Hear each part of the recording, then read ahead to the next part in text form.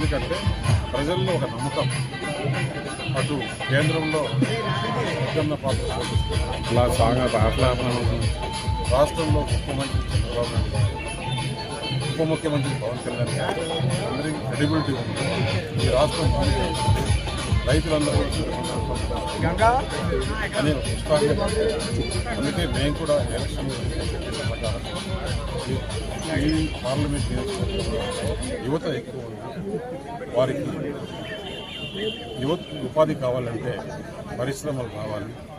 పరిశ్రమలు వస్తేనే యువత బాగుపడుతుంది. లేదంటే